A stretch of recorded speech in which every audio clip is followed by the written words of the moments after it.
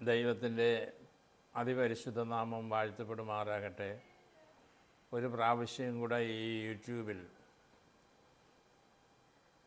ഭൂമിയിൽ സമാധാനം എന്നുള്ള വിഷയത്തെക്കുറിച്ചും മറ്റും പ്രസംഗിക്കുവാനും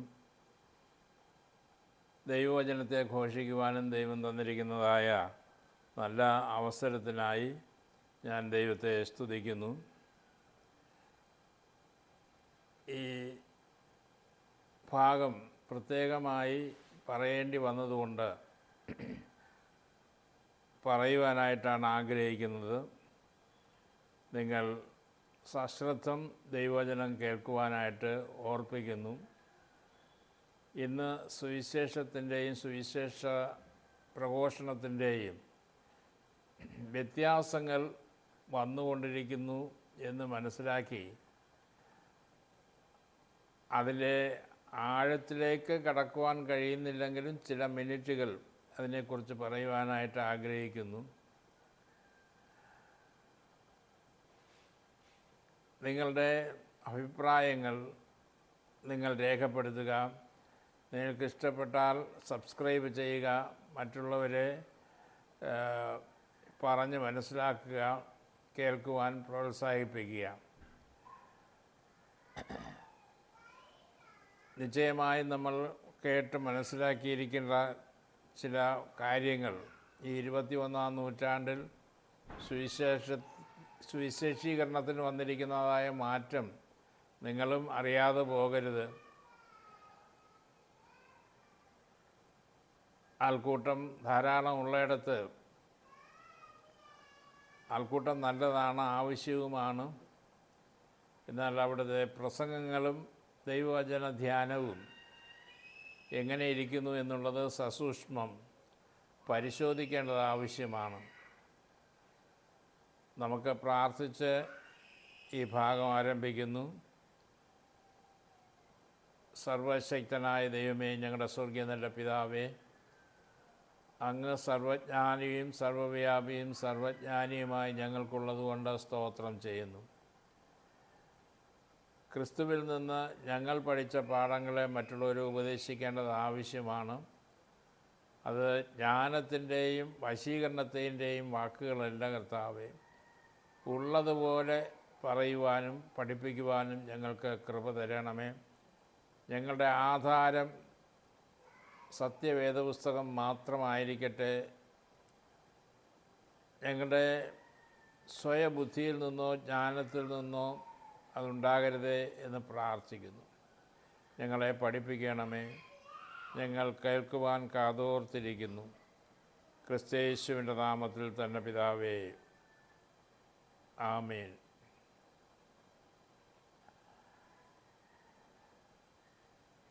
ക്രൂശിൻ്റെ വചനം നശിച്ചു പോകുന്നവർക്ക് ഭോഷത്വവും രക്ഷിക്കപ്പെടുന്ന നമുക്ക് ദൈവശക്തിയുമാണെന്ന്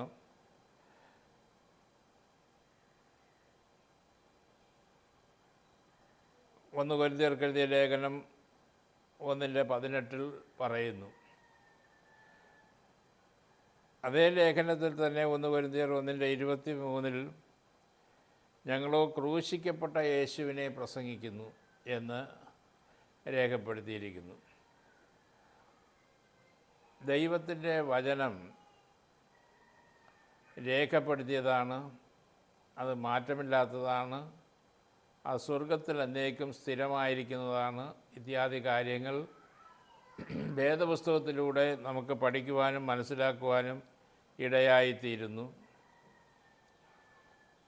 എന്നാൽ ഈ കാലങ്ങളിൽ, വിശേഷിച്ചും 21-ാം നൂറ്റാണ്ടിൽ ഉണ്ടായിരിക്കുന്ന അതിൻ്റെ മാറ്റത്തെക്കുറിച്ച് ദൈവമക്കൾ അറിയാതെ പോകരുത് എന്നുള്ള വിശ്വാസത്തിലും ആശയിലും ഇത് നിങ്ങളോട് പറയുന്നു.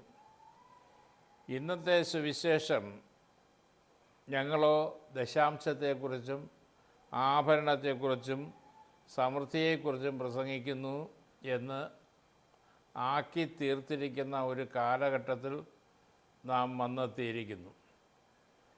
നമ്മുടെ കൈകളിൽ മലയാളം വേദപുസ്തകം ഈ നിലയിൽ കിട്ടിയിട്ട് 100 വർഷങ്ങൾ കഴിഞ്ഞതേ ഉള്ളൂ. അതായത് 1911 ഇത് പബ്ലിഷ് ചെയ്യുവാണ്ടായിത്തീർന്നത്. എന്നാൽ ഈ 100 വർഷത്തിനിടയിൽ നമ്മുടെ കേരളക്കരയിൽ സുവിശേഷത്തിനുണ്ടായിരിക്കുന്ന മാറ്റം വളരെ വ്യത്യസ്തമായിരിക്കുന്നു എന്ന് ഞാൻ മനസ്സിലാക്കുന്നു. അന്ന് അപ്പോസ്തലൻ പറഞ്ഞത്, ഞങ്ങൾ ക്രൂശിക്കപ്പെട്ട യേശുവിനെ പ്രസംഗിക്കുന്നു. അത് ലജ്ജയുടെയും അപമാനത്തിൻ്റെയും ആണ് നിശ്ചയമായിട്ടും ക്രൂശ്. യേശുവിനെ ക്രൂശിൽ കൊന്നു എന്നും ദൈവങ്ങൾ തെരുവിൽ മരിക്കുന്നു എന്നുമൊക്കെ പാടി നടക്കുന്ന ഒരു സമൂഹത്തിൻ്റെ മധ്യയാണ് നമ്മളും ജീവിക്കുന്നത്. അക്കൂട്ടത്തിൽ യേശുവിനെയും തല്ലിക്കൊന്ന് കെട്ടിത്തൂക്കി എന്നൊക്കെ പറഞ്ഞ് പ്രചരിപ്പിക്കുമ്പോൾ എന്തുകൊണ്ട് അഭിമാനത്തോടെ നമ്മൾ പറയുന്നു യേശു ക്രൂശിക്കപ്പെട്ട യേശുവിനെ ഞങ്ങൾ പ്രസംഗിക്കുന്നു എന്ന്? അതിന് കാരണമുണ്ട്. യേശുവിനെ ആരും തല്ലിക്കൊന്നതല്ല. യേശു രക്തം ചൊരിഞ്ഞ് മനുഷ്യൻ്റെ പാപത്തിൻ്റെ വീണ്ടെടുപ്പിനായി ദൈവം തന്നെ മനുഷ്യനായി അവതരിച്ചു എന്നുള്ളതായ സത്യം ഗ്രഹിച്ചിരിക്കുന്ന നമ്മൾ ഓരോരുത്തരും ആ വിശ്വാസത്തിലാണ് ക്രൂശിൻ്റെ വചനം നശിച്ചു പോകുന്നവർക്ക് ഭോഷത്വമാണ് എന്ന് വിളിച്ചു പറയുന്നത്. അത് പറയുന്നതിൽ ഞങ്ങൾക്ക് ലജ്ജയും ഇല്ല. യേശു ഞങ്ങൾക്ക് വേണ്ടി മരിച്ചടക്കപ്പെട്ട് 3-ാം ദിവസം ഉയർത്തെഴുന്നേറ്റു, സ്വർഗത്തിൽ ജീവിക്കുന്നു എന്നും ഇനി താമസം കൂടാതെ തൻ്റെക്കായി കാത്തു നിൽക്കുന്നവരെ ചേർക്കുവാനായിട്ട് രണ്ടാമതും പ്രത്യക്ഷനാകുമെന്നുള്ള വചനത്തിൻ്റെ വെളിച്ചത്തിലാണ് ആ ക്രൂശിൻ്റെ വചനത്തെ ഞങ്ങൾ ചിന്തിക്കുന്നത്. എന്നാൽ ഇന്ന് ആ പ്രസംഗം എവിടെ നിൽക്കുന്നു എന്ന് ചോദിച്ചാൽ, ഞങ്ങളോ ആഭരണത്തെക്കുറിച്ച് പ്രസംഗിക്കുന്നു, ഞങ്ങൾ ദശാംശത്തെക്കുറിച്ച് പ്രസംഗിക്കുന്നു, ഞങ്ങൾ സമൃദ്ധിയെക്കുറിച്ച് പ്രസംഗിക്കുന്നു, വരിക ഞങ്ങളുടെ ആലയത്തിലേക്ക് വരിക എന്ന്. ഓരോ വിഷയങ്ങൾ വരുമ്പോൾ അത് അവരവരുടേതായ ഇഷ്ടത്തിനൊത്തവണ്ണം വ്യാഖ്യാനിക്കുകയും അത് പഠിപ്പിക്കുകയും ചെയ്യുന്ന ഒരു പ്രവണത, അഥവാ ബൈബിൾ ഭാഷയിൽ പറഞ്ഞാൽ തങ്ങളിലേക്ക് തന്നെ ആകർഷിച്ച്, ഞങ്ങളുടെ ചർച്ചിൽ വന്നതുകൊണ്ടാണ് നിങ്ങൾക്ക് ഈ സമൃദ്ധിയെല്ലാം ഉണ്ടായത് എന്ന് പഠിപ്പിച്ച് സമൃദ്ധിയുടെ വശീകരണ വാക്കുകളാൽ ജനം ദൈവരാജ്യത്തിൽ നിന്നും തെറ്റിപ്പോകുന്നുവോ എന്നൊരു സംശയം പലപ്പോഴും ഞങ്ങളെപ്പോലെയുള്ളവർക്ക് ഉണ്ട്.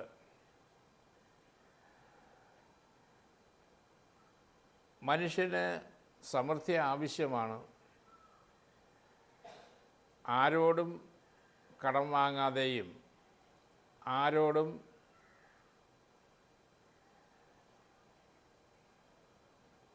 പണം ചോദിക്കാതെയും ജീവിക്കേണ്ടത് നമ്മുടെ ഓരോരുത്തരുടെയും കടമയാണ്. അപ്പോസ്തലൻ പൗലോസ് തന്നെ പറയുന്നത്,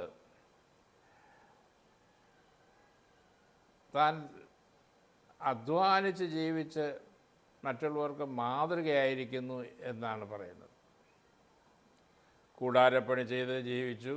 അത് കഴിഞ്ഞ് ബദ്ധപ്പാടുകൾ വന്നപ്പോൾ, അല്ലെങ്കിൽ സമയമില്ലാതെ വന്നപ്പോൾ സുവിശേഷീകരണത്തിൽ മാത്രം ജാഗരിച്ച് പോകുന്ന ഒരനുഭവം.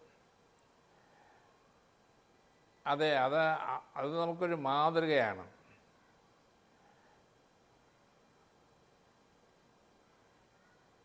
അധ്വാനിക്കാൻ സമയമില്ലാതെ വണ്ണം കർത്താവിൻ്റെ വേലയിൽ ജാഗരൂകരായിരിക്കുന്നവർക്ക് അതിൻ്റെ ആവശ്യം ഇല്ല തന്നെയാണ്. എന്നാൽ അതുവരെയും അധ്വാനിച്ച് ജീവിക്കുന്നതിൽ അഭിമാനം കൊള്ളുന്നു എന്നുള്ള അദ്ദേഹത്തിൻ്റെ പ്രയോഗങ്ങൾ നമ്മൾ മനസ്സിലാക്കേണ്ടതും ആവശ്യമാണ്.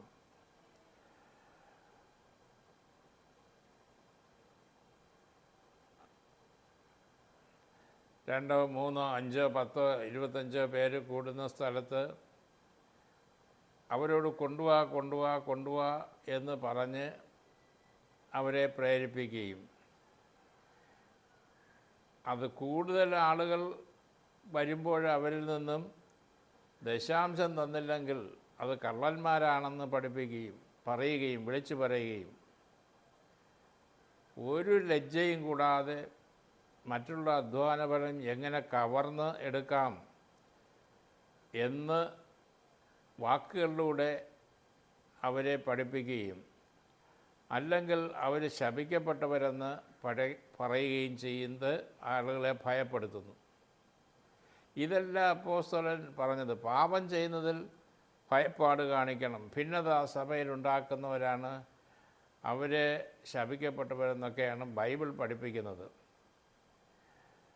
ദൈവത്തിൻ്റെ വചനമല്ലാതെ, ഞങ്ങൾ പഠിപ്പിച്ച ഈ വചനമല്ലാതെ വല്ല വചനങ്ങളും, ഞാൻ പറഞ്ഞതുപോലെ ക്രൂശിക്കപ്പെട്ട യേശുവിനെ ഞങ്ങൾ പ്രസംഗിക്കുന്നു എന്ന് ഒരു കാലത്ത് പഠിച്ചപ്പോൾ ഇന്ന് ആഭരണത്തെക്കുറിച്ചും ദശാംശത്തെക്കുറിച്ചും പഠിപ്പിച്ച് സമൃദ്ധിയെക്കുറിച്ച് പറഞ്ഞ് ആളുകളെ തങ്ങളിലേക്ക് വശീകരിക്കുന്ന ഒരനുഭവം പല സ്ഥലത്തും ഉണ്ടായിരിക്കുന്നത് അപകടകരമാണ്. എന്താണ് ദശാംശം?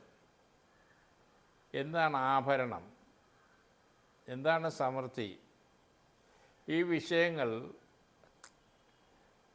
നമ്മൾ ദൈവവചനത്തിലൂടെയും ആത്മാവിൻ്റെ ശക്തിയിലും ചിന്തിച്ച് പഠിക്കേണ്ടതും അത് നമ്മളെ എന്ത് പഠിപ്പിക്കുന്നു എന്നുള്ളത് അറിഞ്ഞിരിക്കേണ്ട ഒരാവശ്യമാണ്.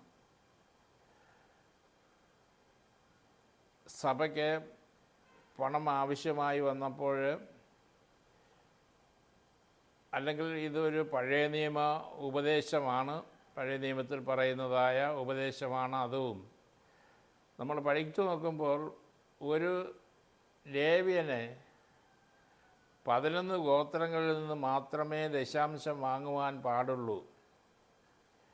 അല്ലാതെ വല്ലവരിൽ നിന്നൊക്കെ കിട്ടുന്നവരിൽ നിന്നൊന്നും ദശാംശം വാങ്ങാൻ അനുവാദം വേദപുസ്തകം കൊടുത്തിട്ടില്ല. ഇത് ആര് തന്നാലും അത് ദൈവത്തിന് എന്ന് പറഞ്ഞ് വാങ്ങുന്നത് പാപമായി പരിണമിക്കും എന്നാണ് എൻ്റെ ഞാനിത് ഈ അഭിപ്രായം എൻ്റെതായി പറയുന്നു.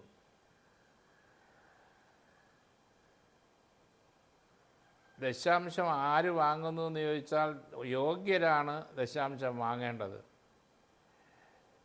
ഈ ഭൂമിയിൽ ദശാംശം വാങ്ങുന്ന ലേവ്യർക്ക് ഒരല്പ സ്ഥലവും ദൈവം കൊടുത്തിട്ടില്ല.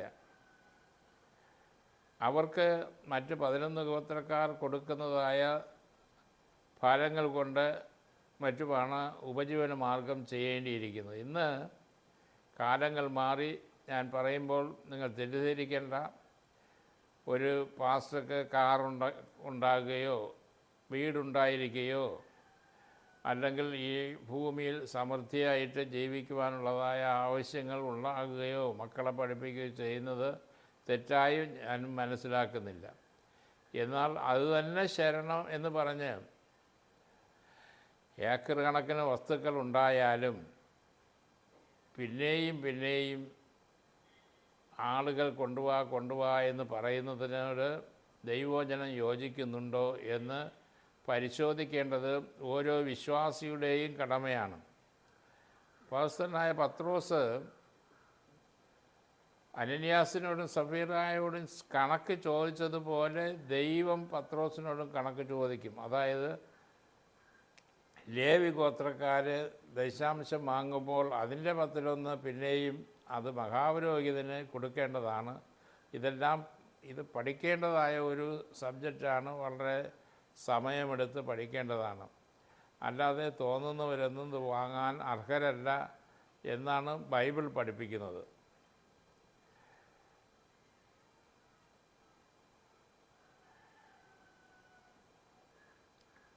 ആഭരണം ധരിച്ചാൽ സ്വർഗത്തിൽ പോകുമോ? ആഭരണം ഇടാൻ പാടുണ്ടോ? ഇത് കേരളക്കാർക്കുള്ള ഉപദേശമാണോ? ഇന്ത്യ മുഴുവനുമുള്ള ഉപദേശമാണോ? ആഗോള ഉപദേശമാണോ എന്ന് പരിശോധിച്ചാൽ ദൈവത്തിൻ്റെ വചനം ഒന്നും പ്രാദേശികമല്ല. അത് സ്ഥലകാല പരിമിതി ഒന്നും ഇല്ലാത്തതാണ്. ആണ് പെണ്ണ് വ്യത്യാസമില്ലാത്തതാണ്. എല്ലാവർക്കും ഒരേ സുവിശേഷം തന്നെയാണ് ദൈവത്തിൻ്റെ വചനത്തിലൂടെ. ആഫ്രിക്കക്കാർക്ക് ഒരു ഉപദേശം, കേരളക്കാർക്ക് ഒരു ഉപദേശം, അങ്ങനെയൊന്നുമില്ല. യേശു പറഞ്ഞത് കൊടുപ്പീൻ എന്നാൽ നിങ്ങൾക്ക് കിട്ടും. കൊടുക്കുക എന്നുള്ളതാണ്. വാങ്ങുന്നതിനേക്കാൾ കൊടുക്കുന്നത് പ്രയോജനമാണ്. അത് നമ്മൾ പഠിക്കുകയും പഠിപ്പിക്കുകയും ചെയ്യേണ്ടതും ആവശ്യമാണ്. അപ്പോസ്തലൻ പരിശുദ്ധാത്മാവിൽ പറയുന്നത്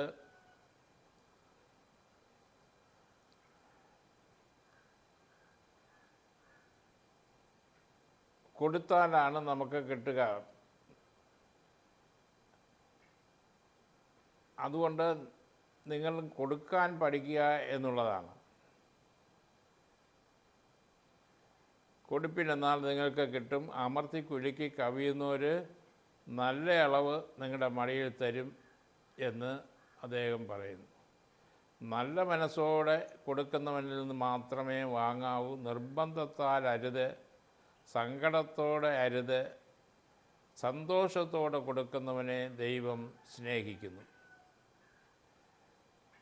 അപ്പോൾ ഏതെങ്കിലും ഉപദേശം പറഞ്ഞ് അവരെ വശീകരിച്ച് അവരെ തെറ്റിദ്ധരിപ്പിച്ച് ദശാംശമായാലും വഴിപാടായാലും അത് പള്ളിക്കായാലും അത് തനിക്കായാലും വാങ്ങുന്നത് വചനത്തിൽ കുറ്റകരമായ ഒന്നാണ്.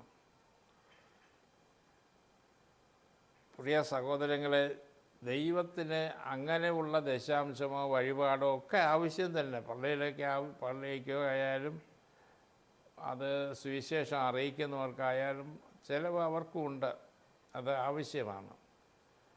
എന്നാൽ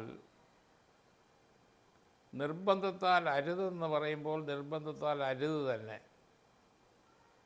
സന്തോഷത്തോടെ ഇത് കർത്താവിൻ്റെ വേലയ്ക്ക് വേണ്ടിയെന്ന് എത്ര ലക്ഷം എത്ര കോടി രൂപ കൊടുത്താലും അതിന് പ്രതിഫലം സ്വർഗം നൽകും. ഇല്ല, ഇത് നിർബന്ധിച്ച് കൊടുക്കുന്നവർക്ക് നഷ്ടം, രണ്ടുപേർക്കും നഷ്ടമാണ്. അത് വാങ്ങുന്നവനും പ്രയോജനമില്ല, കൊടുക്കുന്നവനും പ്രയോജനമില്ല. ഒരു ദിവസം കണക്ക് ചോദിക്കുമ്പോൾ എന്നെ നിർബന്ധിച്ചിട്ടാണ് ഞാൻ കൊടുത്തതെന്ന് പറയുന്നതിന് അവന് പ്രതിഫലമില്ല. ഈ നമ്മൾ വഴിയെ അരികളിൽ ദൈവങ്ങൾ കൈ നീട്ടിയിരിക്കുന്നത് കാണാം. ഇല്ലെങ്കിലും ഓരോ സ്ഥലത്ത് ചെല്ലുമ്പോൾ സ്പിരിറ്റ് കച്ചവടക്കാരനും മോഷണക്കാരനും ഒക്കെ പണം എറിഞ്ഞു കൊടുത്തിട്ട് പോകുന്നത് ഞാനും കണ്ടിട്ടുണ്ട്. അവരുടെ വിശ്വാസം, ഇന്ന് എൻ്റെ സ്പിരിറ്റ് കച്ചവടത്തിൽ ലാഭം ഉണ്ടാകണം, ഇത് പോലീസ് പിടിക്കരുത്. കള്ളത്തടി കൊണ്ടുപോകണവന് അങ്ങനെ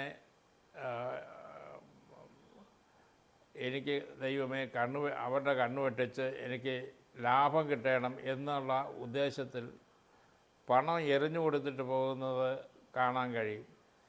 പ്രിയ ദൈവമക്കളെ, ഞാൻ സേവിക്കുന്ന ദൈവം, ക്രിസ്തു എന്ന ദൈവത്തിന് ആ പണം ആവശ്യമേയില്ല. ഭയഭക്തിയോടുകൂടെ നല്ല മനസ്സാക്ഷിയോടുകൂടെ കൊടുക്കുന്നവനെ മാത്രമേ ദൈവം സ്നേഹിക്കുന്നുള്ളൂ. യെരൂശലേം ദേവ അല്ലെങ്കിൽ സമാഗമന കൂടാരം പണിത കാലത്ത് മോശയിലൂടെ ദൈവം പറഞ്ഞത് നല്ല മനസ്സോടെ തരുന്നവനോട് നീ വാങ്ങുക എന്നാണ്. അപ്പോൾ നല്ല മനസ്സോടെ തരുന്നവനോട് എല്ലാം വാങ്ങാൻ പറഞ്ഞു. അത് 12 ഗോത്രക്കാരോടാണ് അത് ആവശ്യപ്പെടുകയും പറയുകയും ചെയ്ത് അവർക്കാണ് ഉപദേശമുള്ളത്. ഇന്നത്തെ കാലത്ത് രക്ഷിക്കപ്പെട്ട് സ്നാനപ്പെട്ട് ദൈവകൃപയിൽ നിൽക്കുന്നവർക്കാണ് ആ ഉപദേശം എന്ന് പറയുന്നത്. അവരുടെ ദശാംശവും വഴിപാടുമല്ലാതെ മറ്റുള്ളവരുടെ ദശാംശവും വഴിപാടും ഒന്നും ദൈവത്തിന് സ്വീകാര്യമാണോ എന്നുള്ളത് ഇല്ല എന്നാണ് എൻ്റെ അഭിപ്രായം. ഈ ലോകത്തിൽ പണക്കാരനായി തീരുവാൻ ആഗ്രഹിക്കുന്നവനെ ദൈവവചനം പഠിപ്പിക്കുന്നത് ദ്രവ്യാഗ്രഹി എന്നാണ്. ഇനി അങ്ങനെയുള്ളവർ സ്വർഗരാജ്യത്തിൽ പോകുമോ എന്ന് ചോദിച്ചാൽ, എങ്കിൽ ഒന്നാമത് പോകുന്നത് ശലോമോനായിരിക്കും. ഒരു വലിയ പള്ളിയൊക്കെ പണിത് അവിടെ ലോകം അറിയപ്പെട്ട ഒരു ആലയം സൃഷ്ടിക്കപ്പെടുവാൻ ദൈവം പറഞ്ഞു, എൻ്റെ കൽപ്പനകളെ നീ ലംഘിച്ചാൽ ഇതൊരു പ്രാക്കിനും ശാപത്തിനും കാരണമാക്കി തീർക്കുമെന്നാണ്. അങ്ങനെ തന്നെ ആക്കി തീർക്കുകയും ചെയ്തു. യഹൂദന്മാരെന്ന് അനുഭവിക്കുന്ന വേദനയ്ക്കും ഭാരത്തിനും കാരണം എന്താണ്? യഹൂദന്മാർ 2562 വർഷം പ്രവാസികളായി പോയതിന് കാരണം യെരൂശലേം ദേവാലയം തന്നെയാണ്, യഹൂദന്മാർ തന്നെയാണ്. അവർ ദൈവത്തിൻ്റെ കൽപ്പന ലംഘിച്ചു, അന്യദൈവങ്ങളെ ചെന്ന് സേവിച്ചു. അതെ, ദൈവം പറയുന്നത് വിഗ്രഹങ്ങളെ ഉണ്ടാക്കി നീ നമസ്കരിക്കരുത്, അതിൻ്റെ അടുക്കൽ ചെന്ന് കുമ്പിടരുത്.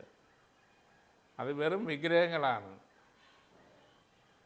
നിനക്ക് ഒരു പിതാവായി ഞാനുള്ളപ്പോൾ മറ്റാരെയും നീ പിതാവേ എന്ന് വിളിക്കാൻ ശ്രമിക്കരുത്. നമ്മൾ ചിലപ്പോൾ നമ്മുടെ മാതാപിതാക്കളെ അപ്പനമ്മ എന്ന് വിളിക്കുന്നത് ചിലപ്പോൾ ഒരു പരിധിവരെ അംഗീകരിച്ചാലും പള്ളിയിൽ പ്രവർത്തിക്കുന്നതായ പാസ്റ്റർമാരെ എങ്ങനെയാണ് അച്ഛന്മാരാകുന്നത്? ഒരിക്കലും ആവില്ല. അങ്ങനെ വിളി കേൾക്കാനും പോകരുത്. ആരെങ്കിലും വിളിച്ചാൽ, ഞാൻ നിൻ്റെ ഒന്നും അച്ഛനല്ല, ഒരേ ഒരു ദൈവമാണ്, അത് നമ്മുടെ പിതാവ്, സ്വർഗസ്ഥനായ പിതാവ് തന്നെ, അവനാണ് നമ്മുടെ പിതാവ് എന്ന് സധൈര്യം പറയുവാൻ താല്പര്യമുള്ള, ഉറപ്പുള്ളവരായിരിക്കണം. ഞാൻ ഈ ദശാംശത്തെക്കുറിച്ചും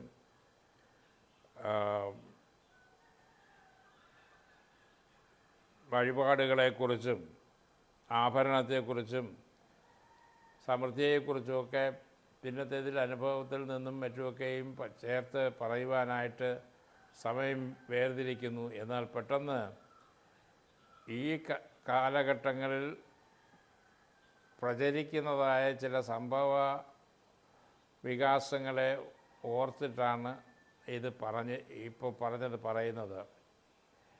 ഇനി സ്വയ ഇഷ്ടത്തിൽ നിന്ന് പറയുന്നതായ ചില ആളുകൾ, എനിക്കെല്ലാം അറിയാം, ഞാൻ സർവജ്ഞപീഠമാണ് എന്ന് ചിന്തിക്കുന്ന ഏറ്റവും വലിയ മൂഢന്മാരായി മറ്റുള്ളവരുടെ ഉപദേശം കേൾക്കുവാനായിട്ട് പോകരുത്.